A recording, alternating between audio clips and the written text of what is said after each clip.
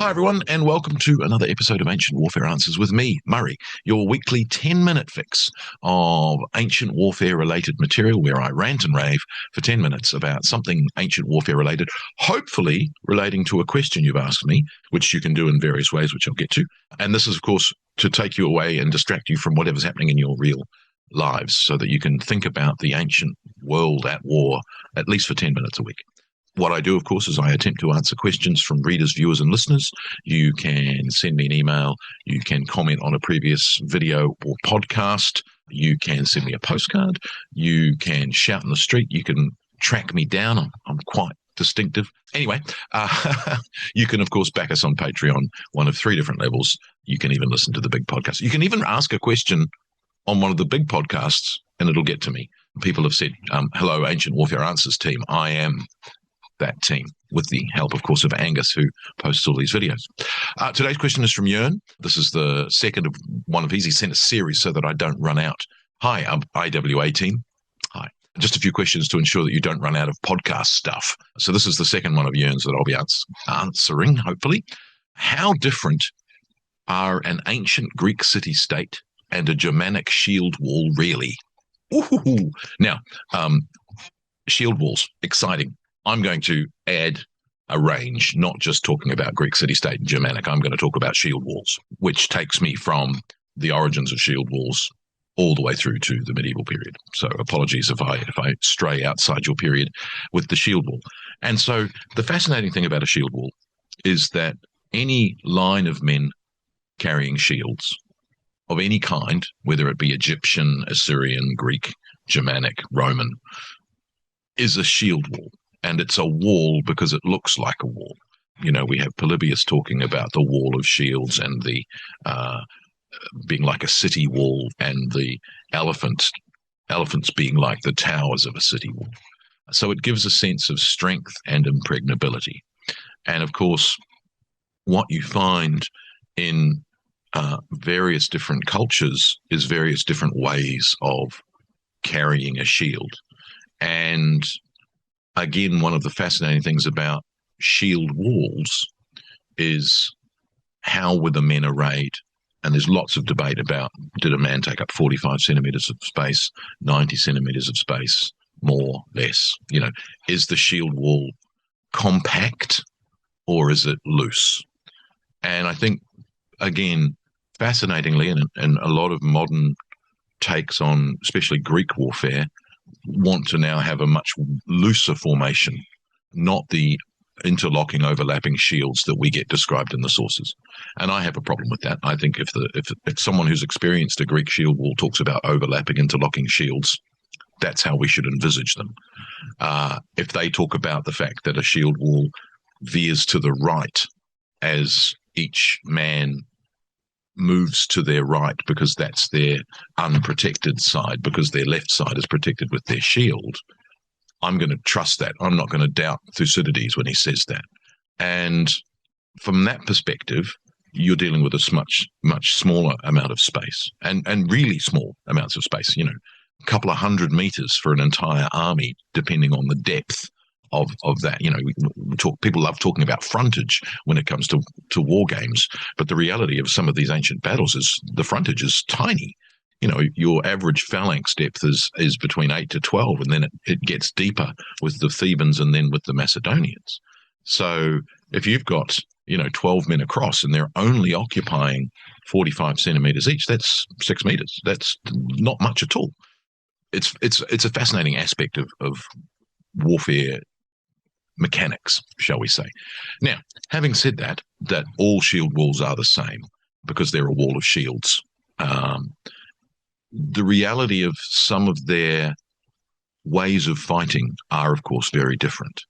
And so what you find is that with a hoplite shield, which, of course, is not just held by a hand, and again, there's a lot of discussions of the mechanics that if you've got a wooden shield or a targe or a buckler, however you want to call it, being held in one hand, it's basically all based on your wrist. You can't carry it for very long because your wrist will get sore. It also can't deal with a great deal of impact because it's your wrist that it's coming against, as opposed to a Greek or a Macedonian shield where you've got the, my brain's gone blank on what it's called. There's the anti-labe, which is the handhold, but that's on the rim of the shield. The porpax, that's the one I'm looking for. You've got the porpax, which is the forearm hold in the middle. So it's the whole forearm and shoulder that's carrying that shield. You can carry your shield for a lot longer.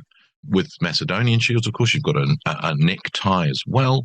With the Roman shield, it's got a horizontal hold, so you're holding it like that. Again, apologies to anyone listening. You can't see what I'm doing.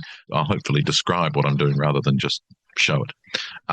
So again, with the Roman shield, which is, I'm talking not just the rectangular curved scutum, but early ones. They've got a horizontal hold, so it's downwards and can be held for longer.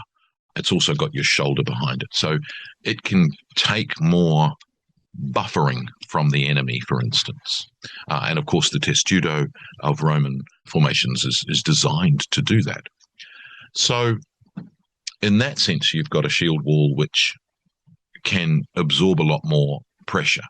And I think that when you've got Germanic shield walls and even medieval shield walls, and again, one of the best pieces of evidence for the Middle Ages shield wall is the Old English poem, The Battle of Maldon, and that's Vikings, and when you go back from Vikings, you're coming into, Saxons and Danes, and then post-Roman period, and we still have these horizontal and even porpax and anti-labe shield holes shown on things like the Arch of Constantine.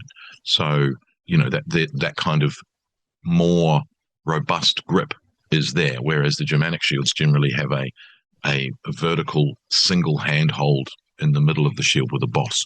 So they're less capable of absorbing pressure, which of course also means that they're probably going to be less deep. Now that can come down to other weapons and other parts of the fighting, that there really isn't any need for a Germanic shield wall to be particularly deep. There isn't pushing, and again, it's a controversy. Is a thismos a thismos? I believe that a thismos is indeed a thismos. You are pushing, but of course the men at the front are also stabbing with their spears and their swords. And of course a Macedonian phalanx, there's more spear points in front of you, 5 spear points in front of you in the front rank. So you're doing less pushing with your shield than you are with your spear, your sarissa. In the Greek hoplite phalanx, with your dory about 2.5 meters long, we estimate that if you are in close formation, 3 spear points will be in front of you. But wielding a spear like that, surrounded by your friends, is dangerous to them as to the enemy. So probably there's not as much of that going on. So you possibly are pushing, and the design of the shield aids that, although again, that's a controversy. But one of the things that's really fascinating in Greek warfare with the estimations of, it's a more open formation with less pushing. Why is it 12 ranks deep? Why is it 25 ranks deep? Why is it even 8 ranks deep? That doesn't work for an army fighting in the way you're describing. If there's that many ranks, it would be 2 or 3. It wouldn't be 8. So when you start to get into the mechanics of a shield wall, they are visibly similar. Now, when I say visibly similar, of course, the fascinating thing about that is that the designs on shield aren't necessarily visibly similar. So if you have a Roman army with their shields all similar from a particular legion, we think, versus a Germanic shield wall where there are a variety of geometric designs and more individualized shields. Again, going back to the Greek world, probably more individualized shields. It's a multicolor, very bright kind of way of fighting. So they're similar in the sense they all look like a wall, but then the walls themselves are all very, very different. So not at all similar, and yet somehow basically similar. Hope that helps, Jörn. Thanks for joining me for another episode of Ancient Warfare Answers. I'll see you again soon. Thanks. Bye.